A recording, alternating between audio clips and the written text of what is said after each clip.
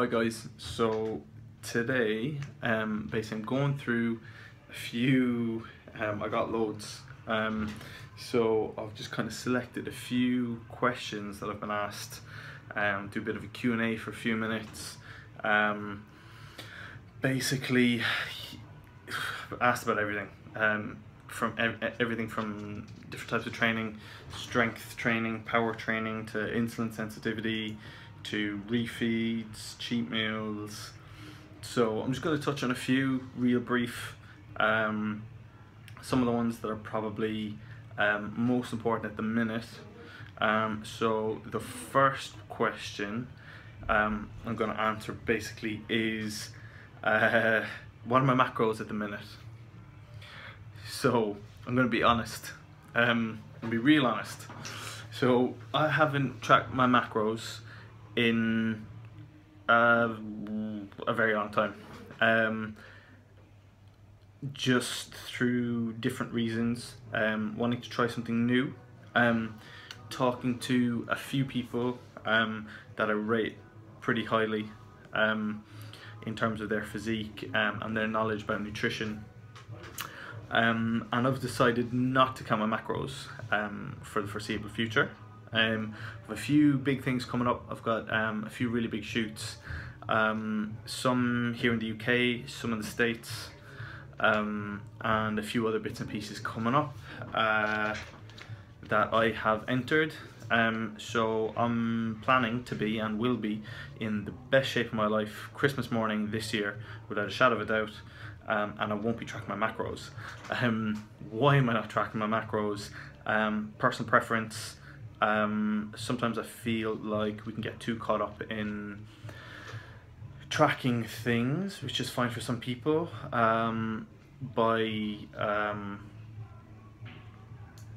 naturally I would be very, or used to be more so, very OCD with a lot of what I do, and it took a lot of the enjoyment out of what I do, or what I did.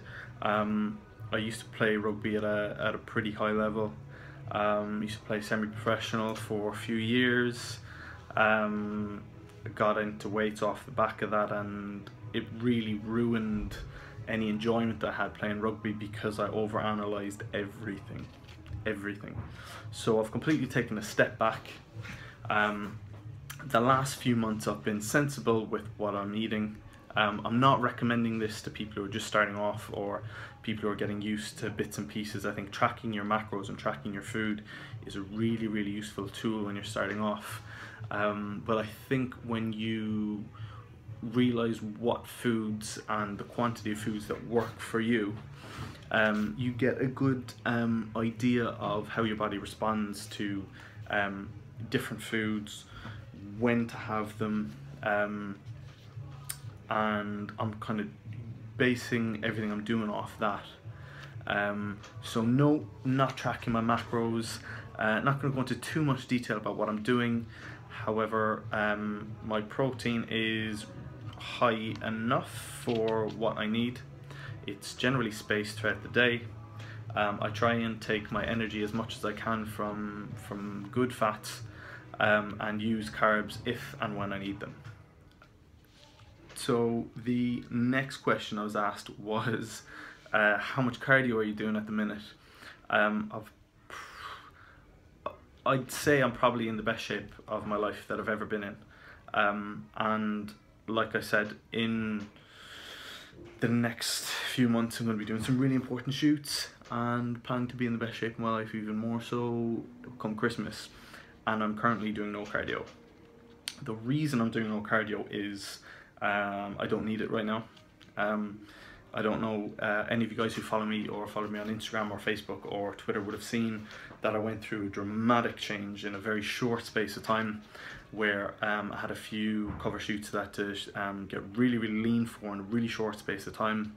I was bulking on maybe 5,000–6,000 calories a day, 600 grams of carbs, doing no cardio. I was carrying a good bit of size, good bit of water, good bit of body fat, glycogen saturated, and I had to drop really quickly, so I crash dieted, because not out of choice, but because out of necessity, that You know, it was a cover shoot for a big magazine, and I wanted to get on the cover, and I just wasn't in shape. So went from no cardio to too much cardio, from loads of food to, you know, considerably less food. So then when I got to a stage where I was happy with how lean I was, I used this term, I used the term loosely here, but I suppose I reverse dieted back to what was almost maintenance, so that I could maybe start, you know, maybe doing things a bit more sensibly when I decided to cut again. So, you know, I slowly started decreasing cardio to a stage now where I'm doing no cardio. So I have a few things coming up that I have planned that I will be reintroducing cardio for.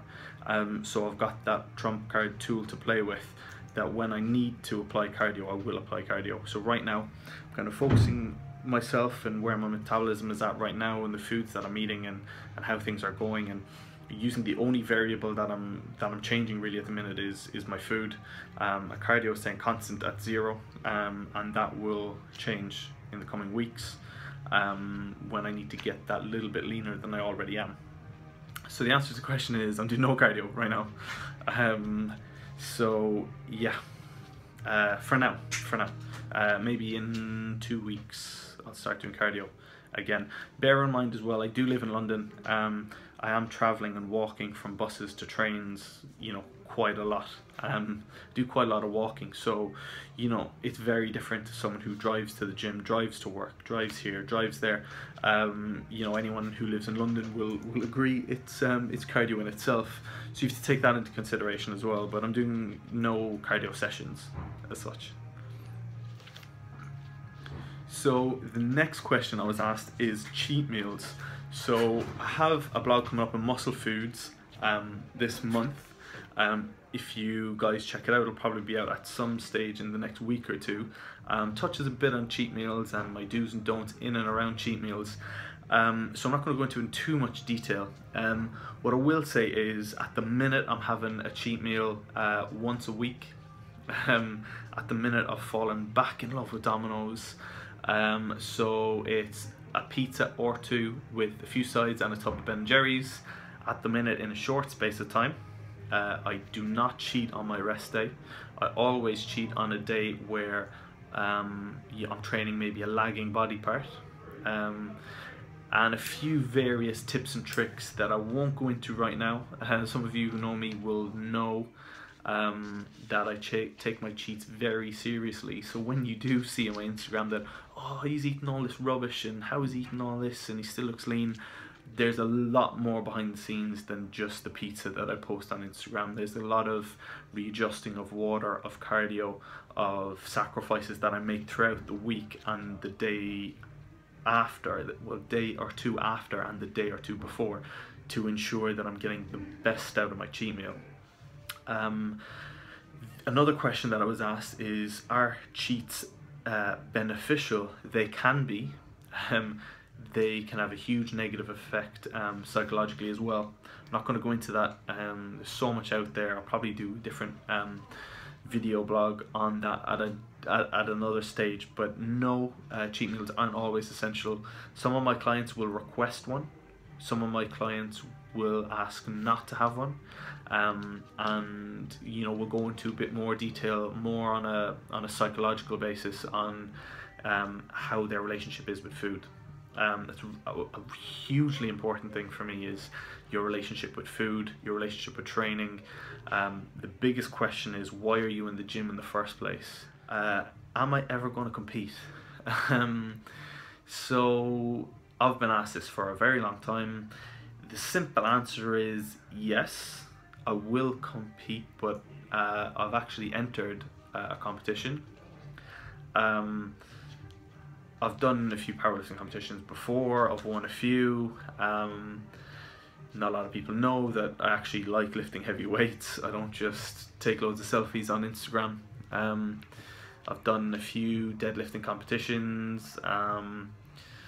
I can't remember, I think I lifted 272.5 kilos weighing in at 82. So it was done on body weight.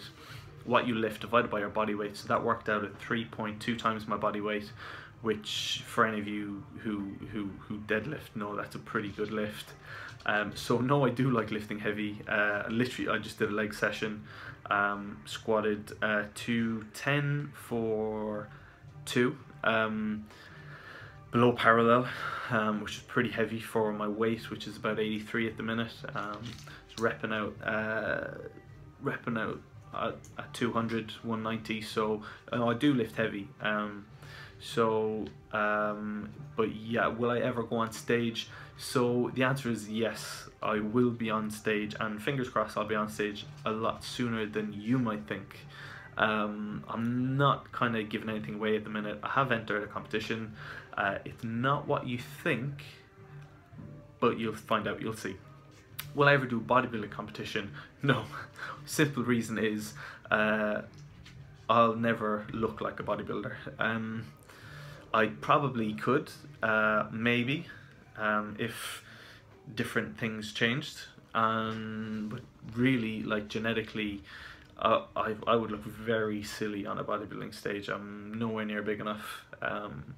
It's not really a kind of a look that I aspire to have. It's not really something that, being honest, I'd be any good at.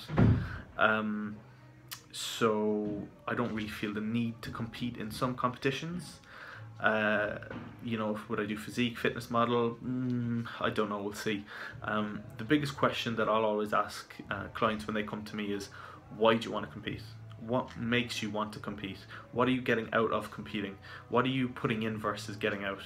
For me, anything in life is about what are you putting in and what are you getting out, and is it worth the sacrifice? What I've entered, to me, is worth the sacrifice that I have to put in. I would like to think on a you know, in the grand scheme of things, without telling you guys what it is, it's worth doing, very much so. Sometimes I think people, it's hard to generalize, but maybe girls more than guys compete for the sake of competing because they want to find some sort of self-worth. I'm not sure if that's a good reason to compete. For some people it works, for some people it doesn't. Some people have a bad relationship with food and they decide to compete. Well, you know, that's good for some people because it makes sure that they stick to their food, but you know, some people develop a bad relationship with food. So the biggest question is, why are you competing? Is it worth competing for? Are the sacrifices that you're making worth it? Is the end goal worth all the effort, etc., etc.? So a simple answer to that question, Kyle, was yes, I will compete. It won't be a bodybuilding show. It's to be confirmed.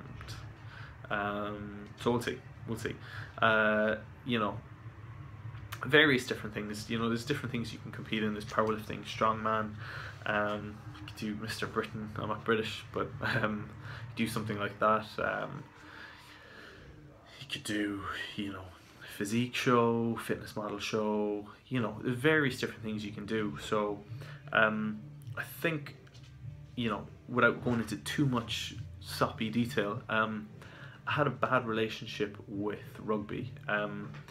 I played at a pretty high level, got a scholarship through university, and was getting paid afterwards. Was doing really well. Why was I playing rugby? I was playing rugby. I didn't really like playing rugby. I just liked being good at something. And I started developing a really bad relationship with competing. And I'm extremely competitive, and that can be really, really good, but it can be really, really bad as well. So I need to focus on competing with myself and myself only.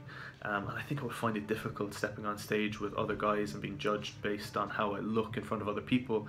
And I find me now focusing my energies into bettering myself, rather comparing myself to other people, has a far better outcome for me. So just going to see how that goes over the next few years. That might change, but we'll see.